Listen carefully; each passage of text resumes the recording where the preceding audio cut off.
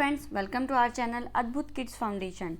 Today we are going to do Autism Spectrum Disorder Part 2, which is ASDs and developmental differences across the lifespan. As we already shared Part 1 in our previous video, do not forget to see Part 1 to better understand. Part 2, let's start. In today's video, we are sharing these topics: why autism is a spectrum disorder, how ASD is diagnosed, criteria of DSM-5 and levels, diagnosis with 5th edition, how diagnosis help, qualifying for special education services, other characteristics of ASDs, difficulties with ASDs, special education services and assessment, increasing rate of ASDs according to CDC, prevalence rate of ASDs. So let's start with why autism is a spectrum disorder. Symptoms can range in severity. The support an individual requires may vary depending on the severity of symptoms. According to DSM-5 Diagnostic and Statistical Manual, autism is described by term of levels of support required. Level 1.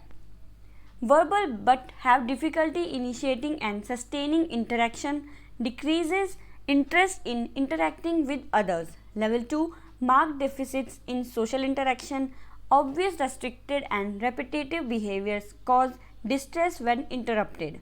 Level 3. Severe deficits in verbal and non-verbal communication, very limited initiation response to social overtures from others. So what is Diagnostic and Statistical Manual 5th edition? A comprehensive diagnostic evaluation should include behavioral observations, interview with caregivers and providers, a medical behavioral history, other medical tests in order to rule out certain genetic conditions, hearing loss or other illness or conditions that may cause similar behavioral characteristics. Diagnosis help in medical and special education services. Determining the medical course of treatment of the services that the individual is eligible to receive. Private healthcare providers, insurance and medical can also provide and pay for treatment such as behavioral health treatment with a medical diagnosis of autism spectrum disorder.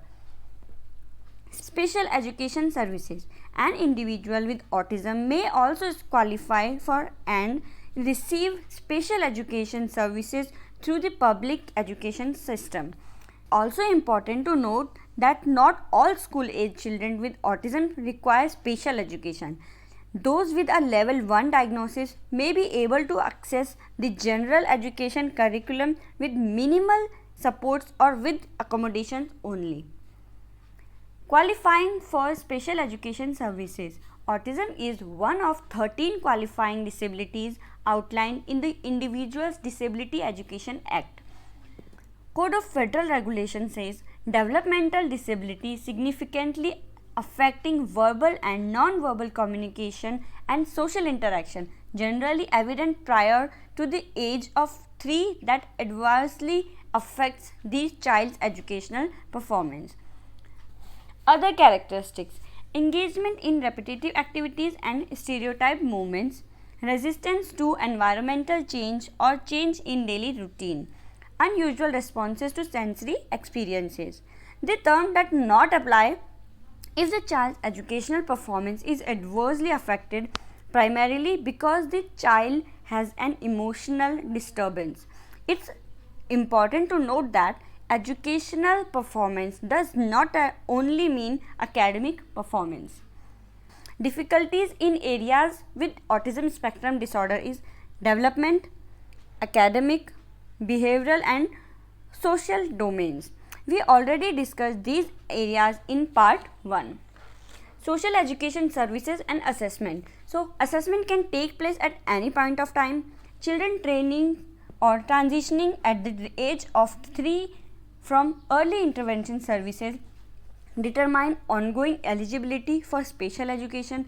A referral can be made at any point of time in development. Even if a child doesn't qualify in the early element, maybe a need for ongoing evaluation and additional assessment later on. Social and academic challenges may increase need for support and services. What are the impacts of increasing rate of autism? Center for Autism Control 2014 says 1 in 68 children, and Simon of 2008 says 70% have one coexisting condition. So according to Center for Disease Control, 54% have an intellectual disability. Mental health conditions are also quite common. 29% have clinical anxiety disorder. 28% attention deficit hyperactivity. Boys are almost 5 times more likely to be identified with autism than girls. 1 in 189 girls, 1 in 42 boys, even 1 in 63 white children, 1 in 81 black children, and 1 in 93 Hispanic children. White or Caucasian children are more likely to be identified with autism than black or Hispanic children. Early diagnosis. Less than 50% identified by age 3. On average, no diagnosis until after age 4. Diagnosis can happen as easily early as age 2. Changes in fine tuning to the diagnostic criteria and increase in community awareness and interest in ASDs. Substantial increase in the number of children per capita being diagnosed.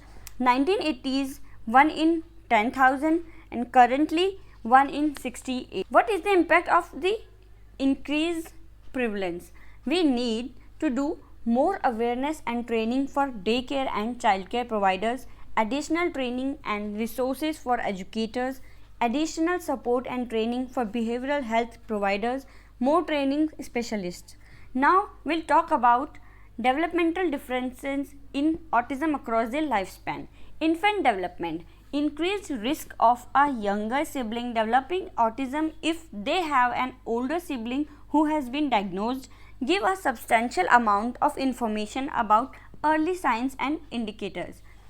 Red flag signs indicates in infant development 6 months of age or thereafter. No big smile or other warmness. Joyful expressions. 9 months of age or thereafter. No back and forth sharing of sound, smiles or facial expressions. In 12 months of age, no babbling, no use of back and forth gestures such as pointing, showing, reaching or waving. In 18 months of no words, and in 24 months of age, no 2 words meaningful phrases, any loss of speech. Toddler development and red flag signs. A lack or delay in spoken language is often the first sign and symptom. Limited use of gestures or pointing to reference objects, limited pretend play or inappropriate play with objects such as lining things, limited interest in other children and a limited sharing of enjoyment or emotional reciprocity. Sensory avoidant behaviors such as removing shoes or clothing and food. Extreme tantrums where the child is inconsolable. Preschool development and red flag signs. Lack of joint awareness or attention, imitation and social referencing. Delay in spoken language, differences in communication. Lack of spontaneous functional play.